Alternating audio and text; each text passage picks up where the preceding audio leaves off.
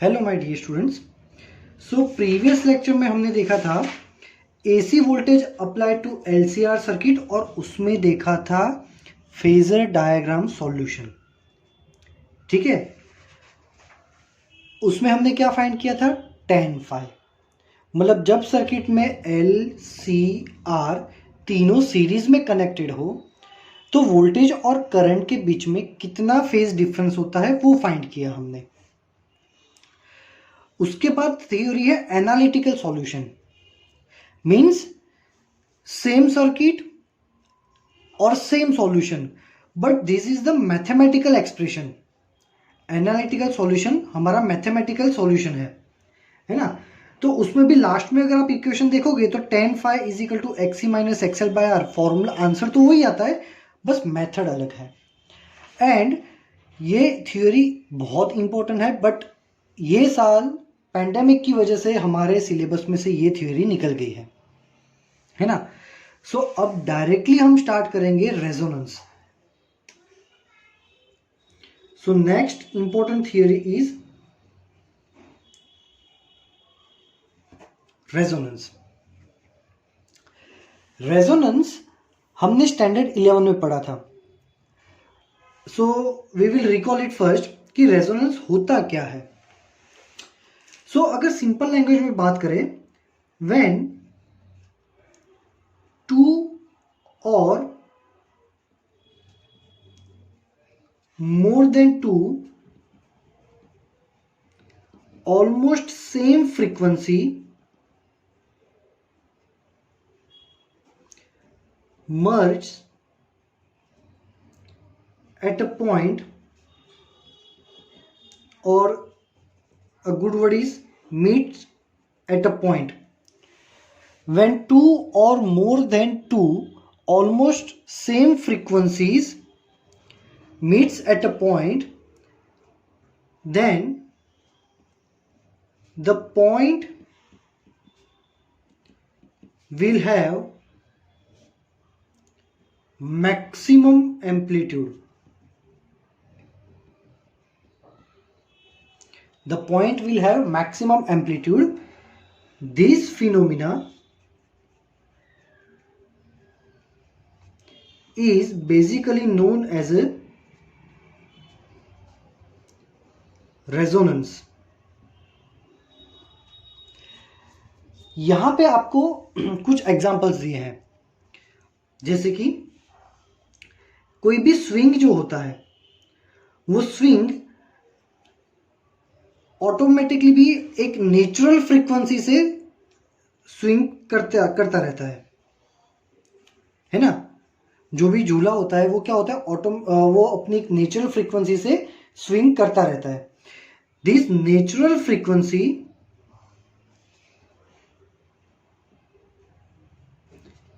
is suppose omega 0। फिर इसमें बैठने के बाद हम पैर से पुश करते हैं and we generate our own frequency, और हमने जो फ्रीक्वेंसी जनरेट की है वो है सपोज ओमेगा। अगर ये दोनों फ्रीक्वेंसी सेम हो जाती है, so at that moment the total amplitude will be maximum, और आपका स्विंग जो है वो मैक्सिमम स्विंग करेगा। दैट मीन्स इसका एम्पलीट्यूड हो जाएगा मैक्सिमम। इसका एम्पलीट्यूड क्या हो जाएगा, मैक्सिमम, है ना। तो आपकी बुक में ये एग्जांपल दिया हुआ है। सो रेजोनेंस क्या होता है, रेजोनेंस बेसिकली जब दो फ्रीक्वेंसी ऑलमोस्ट सेम, मतलब एक मान लो कि 100 हर्ट्ज है तो दूसरी में भी 101 हर्ट्ज, तो ये दोनों फ्रीक्वेंसी ऑलमोस्ट सेम हो गई। अब ऐसी सेम फ्रीक्वेंसी जब एक जगह पे मिलेगी तो जहां पे मिलेगी वहां पे मैक्सिमम एम्पलीट्यूड होगा। इस फिनोमिना को बोलते हैं रेजोनेंस। भाई तो इस चीज का हमारी थ्योरी से क्या लेना देना।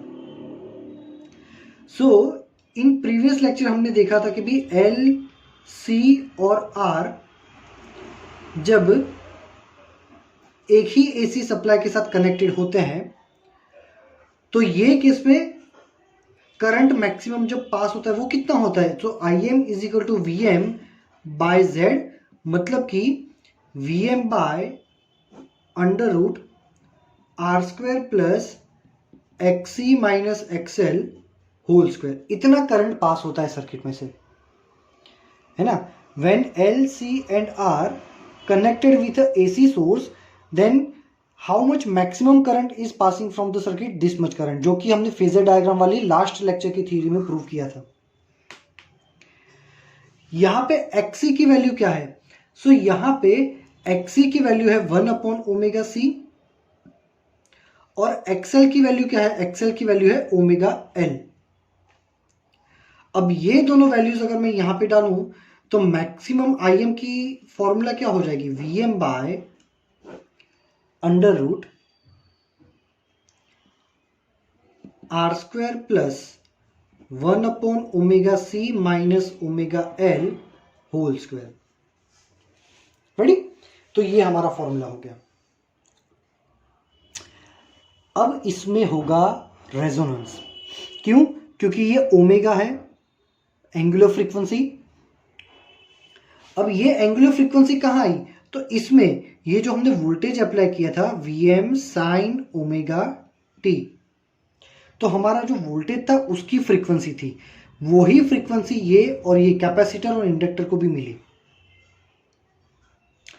Now what I am doing कि मान लो कि मैं ओमेगा को इंक्रीज कर रहा हूं, ये जो हमारा अप्लाइड वोल्टेज है उसकी जो फ्रीक्वेंसी है वो फ्रीक्वेंसी मैं इंक्रीज कर रहा हूं।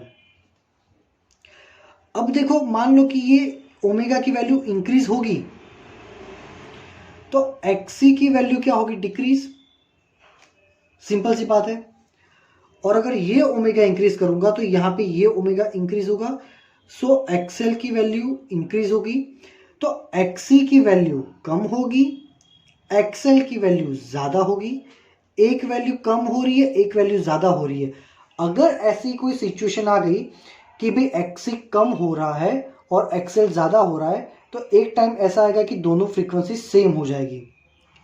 There will be a moment कि भाई जब भी आप ओमेगा को वेरी करोगे, चेंज करोगे, चेंज करते करते या तो XC कम होगा तो वो मोमेंट पे XL ज्यादा होगा, और अगर XC ज्यादा हो रहा है तो XL कम होगा। सो दोनों क्वांटिटीज या तो बढ़ेगी या तो कम होगी, एक पॉइंट पे दोनों इक्वल हो जाएगी। सो at some frequency, some particular frequency, 1/ωL will be equal to 1/ωc will equal to ωL। ये दोनों सेम हो जाएंगे, XL और XC सेम हो जाएंगे, मतलब 1/ωc is equal to ωL हो जाएगा, है ना। दैट मीन्स अगर मैं ओमेगा को ऊपर ले जाऊं, L को नीचे ले जाऊं, तो 1/LC is equal to omega square. 1/LC is equal to omega square. That's why omega square is equal to 1/LC। That's why omega is equal to 1/√LC, है ना। तो ये हो गया हमारा रेजोनेंस। तो ये क्या हो गया? ये हो गया हमारा ओमेगा 0, मतलब ये हो गई हमारी रेजोनेंट फ्रीक्वेंसी।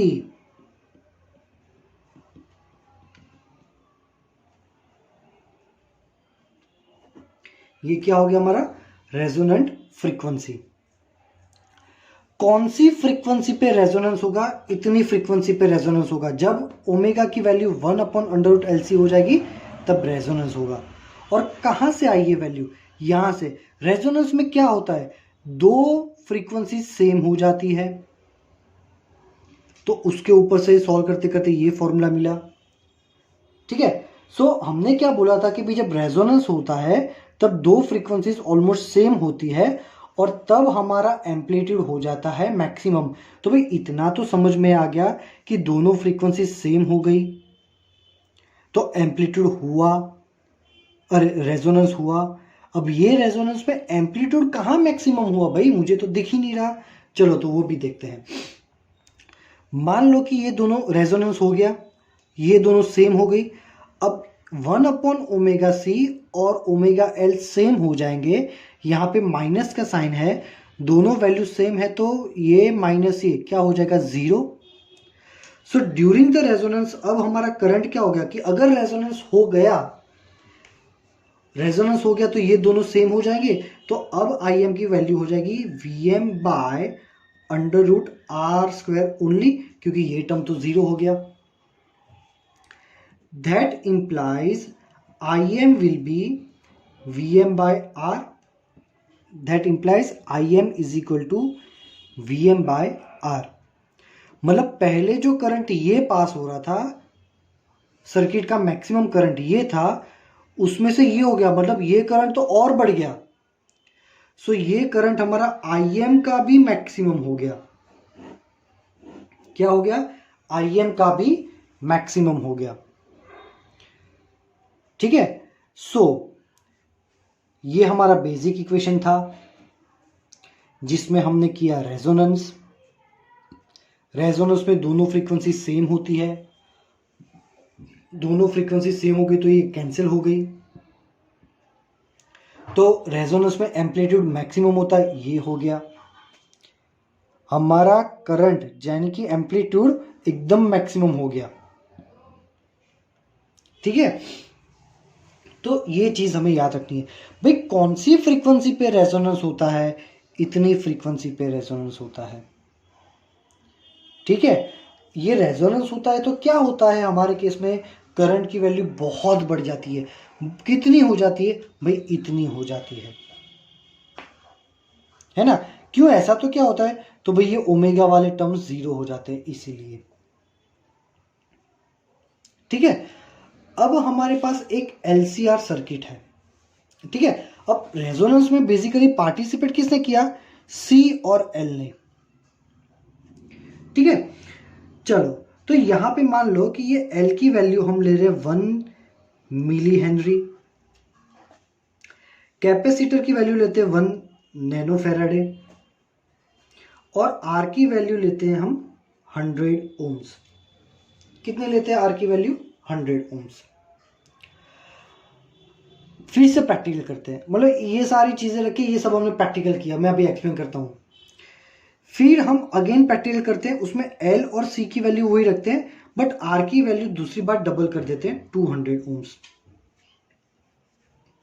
ठीक है. और जब हम प्रैक्टिकल करते हैं तो हमें क्या मिला?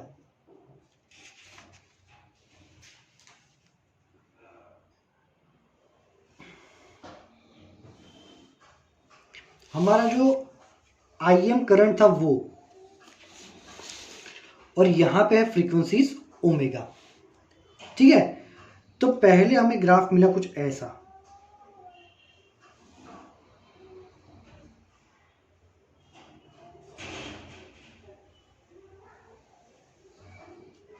ठीक है. फिर एक और ग्राफ मुझे मिला ऐसा.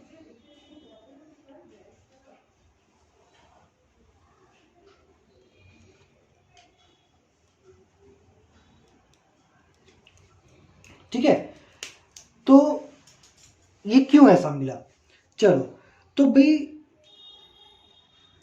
देखने से ऐसा लग रहा है कि हम ओमेगा की वैल्यू बढ़ा रहे थे. तो जैसे जैसे ओमेगा की वैल्यू बढ़ा रहे थे, तो हमारी जो सर्किट थी, कौन सी सर्किट? एलसीआर वाली सर्किट, उसमें से करंट जैसे जैसे ओमेगा बढ़ा रहे थे, धीरे धीरे करंट भी बढ़ा, करंट बढ़ा, करंट बढ़ा, करंट बढ़ा. एक पॉइंट ऐसा है कि अचानक से करंट बढ़ गया. भाई ऐसा तो क्या हो गया अचानक से बढ़ गया? रेजोनेंस हो गया. ठीक है.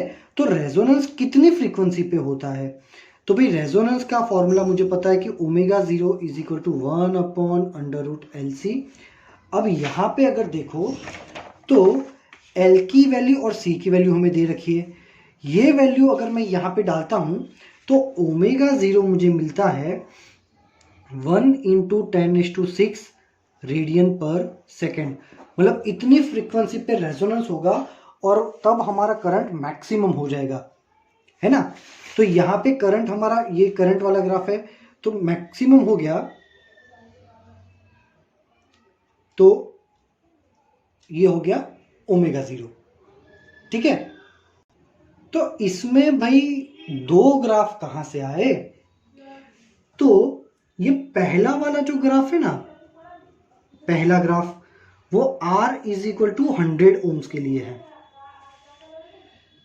और दूसरा जो ग्राफ है वो R इज इक्वल टू 200 ओम के लिए है।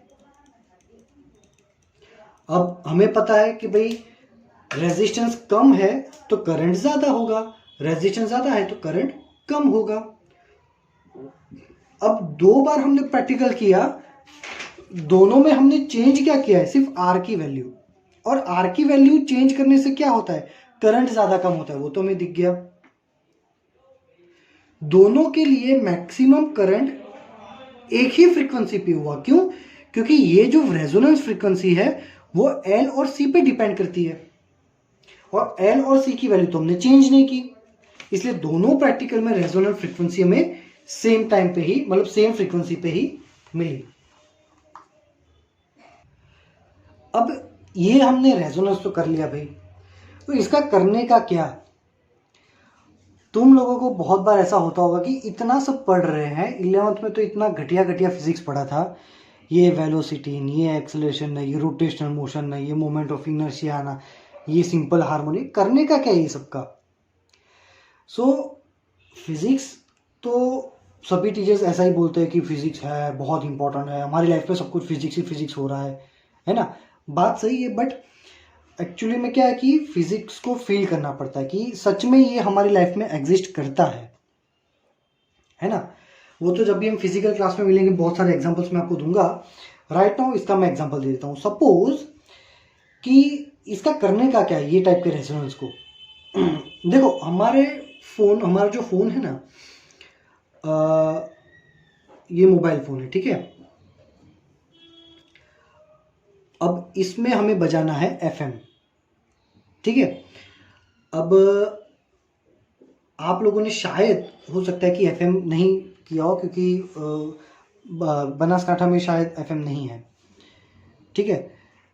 सो देखो, अब फ्रीक्वेंसी FM में क्या होता है कि FM में बहुत सारी चैनल होती है, जैसे कि 91.1, मैं बेसिकली अहमदाबाद की बात करूं तो 91.1 मेगाहर्ट्ज ऐसी एक चैनल है।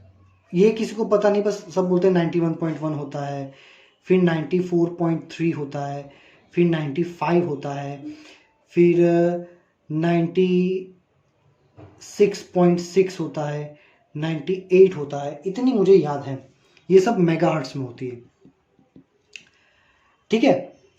अगर आपको रेडियो मिर्ची सुनना है तो इसमें चले जाओ, अगर आपको विविध भारती सुनना है तो इसमें चले जाओ, ऐसा कुछ है, एग्जैक्ट तो मुझे याद नहीं, ये रेडियो 1 नाम का चैनल है।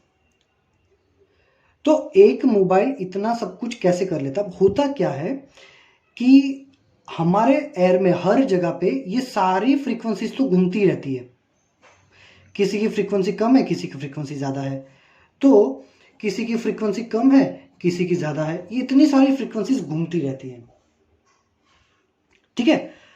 अब मोबाइल क्या होता है कि भी मोबाइल में एक मशीन लगाई होती है छोटी सी, जो 80 मेगाहर्ट्ज से लेके 110 मेगाहर्ट्ज, ये एक एग्जांपल दे रहा हूं, इतनी फ्रीक्वेंसीज को वो पकड़ सकता है। अब मान लो कि आपको पकड़ना है 95, तो आपके मोबाइल को में जैसे ही FM ऑन करोगे तो एक इंटरनली एडजस्ट किया हुआ होता है कि भाई स्टार्टिंग में वो 80 मेगाहर्ट्ज पे होगा, फिर आपको क्या करना है कि ये फ्रीक्वेंसीज को बढ़ाना है, तो बढ़ाते बढ़ाते 80, 85, जैसे बढ़ाते जाओगे, जैसे ही 95 पे पहुंचेगा ये बच जाएगा। तो ये हमने क्या किया, ये हमने किया ट्यूनिंग,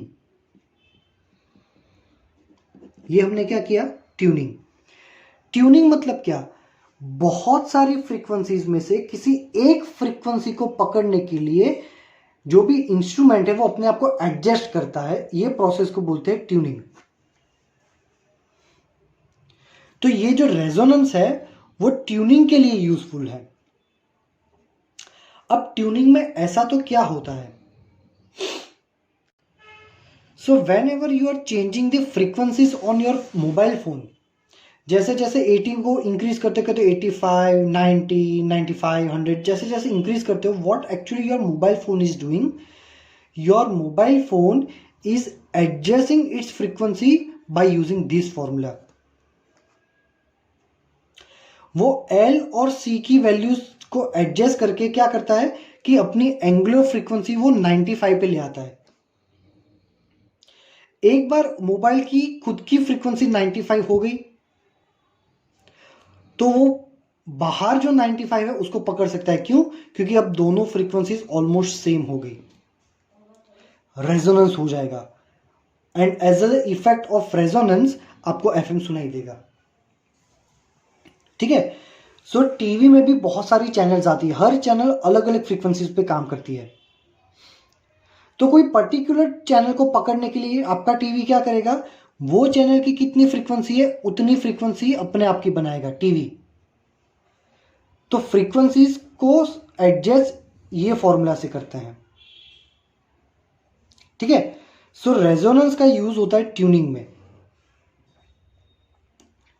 सो कौन सी सर्किट में ट्यूनिंग हो सकता है?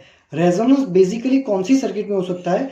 रेजोनेंस और ट्यूनिंग करने के लिए सर्किट में एल और सी होना कंपलसरी है,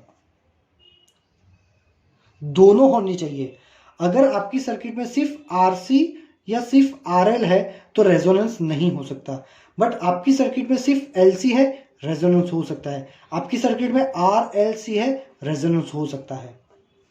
एलसी तो होना ही चाहिए। ठीक है। सो ये थ्योरी यहां तक कंप्लीट होती है ना। रेजोनेंस थियरी मैंने आपको जो भी पढ़ाया वो सब कुछ यहां इसमें दिया हुआ है। यहां से स्टार्ट करके ये रेजोनेंस थियरी है, ये से स्टार्ट करके यहां तक। ठीक है। ये एंड में जो मैंने आपको दिखा ना मोबाइल फोन का, ये सब ये सारे एग्जांपल्स इसमें दिए हुए हैं, एक बार अच्छे से पढ़ लेना। नेक्स्ट टॉपिक क्या है? नेक्स्ट टॉपिक है शार्पनेस ऑफ रेजोनेंस।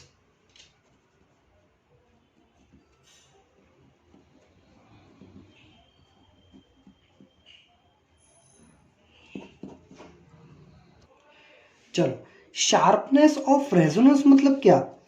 ये रेजोनेंस कर्व का शार्प। अब उसका इससे क्या लेना देना है भाई शार्पनेस का? देखो, हमें करना है क्या? ट्यूनिंग। ट्यूनिंग मतलब क्या? बहुत सारी फ्रीक्वेंसीज में से किसी एक फ्रीक्वेंसी को सिलेक्ट करना, इसको बोलते हैं ट्यूनिंग। हमारे सर्किट की सिलेक्टिविटी एक नया वर्ड है। तो हमें ऐसा मशीन बनाना है जो ट्यूनिंग कर सकता है, बट हम तो ह्यूमंस हैं, हमको तो सब कुछ बढ़िया ही चाहिए। इसीलिए हमें ऐसी मशीन बनानी है जो बेस्ट क्वालिटी का ट्यूनिंग कर सके, है ना। सो अच्छा ट्यूनिंग किसका होता है? जिसका क्यू फैक्टर ज्यादा होता है। अब ये भाई क्या नया पिक्चर आ गया, क्यू फैक्टर। तो क्यू फैक्टर क्या है? Q factor means sharpness of your resonance curve. जिसका रेजोनेंस का ग्राफ का कर्व एकदम शार्प होगा। गुड शार्पनेस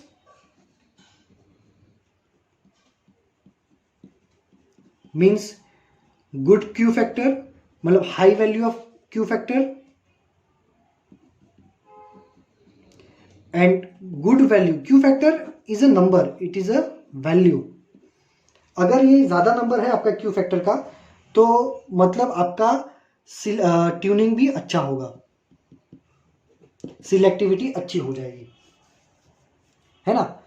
तो अब हमें क्या करना है कि ओमेगा एल सी को ऐसे एडजस्ट करना है कि हमारा जो ग्राफ है एकदम शार्प मिले। मतलब ऐसा भी हो सकता है, देखो ये भी रेजोनेंस हुआ बट ये ग्राफ शार्प नहीं है, और इसकी कंपैरिजन में ये देखो शार्प ग्राफ बन गया यहाँ पे, है ना। सो इसको अच्छे से समझो। Good sharpness of curve means good Q factor means good tuning. ठीक है। चलो अब इसको सॉल्व करते हैं। अब ये जो शार्पनेस ऑफ रेजोनेंस का थियोरी है, थियोरी बहुत बड़ा है और इतने में ये थियोरी कंप्लीट नहीं होगा, है ना। तो हम एक काम करते हैं, आज का लेक्चर यहीं तक रखते हैं। नेक्स्ट लेक्चर में हम देखेंगे शार्पनेस ऑफ रेजोनेंस, क्योंकि वो बहुत बड़ी थियरी है एंड इम्पोर्टेंट टू। थियरी में बहुत सारे कंसेप्ट है, बहुत सारे मैथमेटिकल फॉर्मूलाज है जो बी ग्रुप के स्टूडेंट को शायद परेशान कर सकते हैं। सो बेटर इज दिस कि हम ये लेक्चर को भले 5 मिनट कम रखते हैं बट यहीं तक रखते हैं। सो आज तक जो पढ़ा है उसको, आज के लेक्चर में जो पढ़ा है उसको अच्छे से पढ़ो, लाइन टू लाइन पढ़ो, and if you are having any doubt you can ask me in the message section. Thank you very much, my dear students.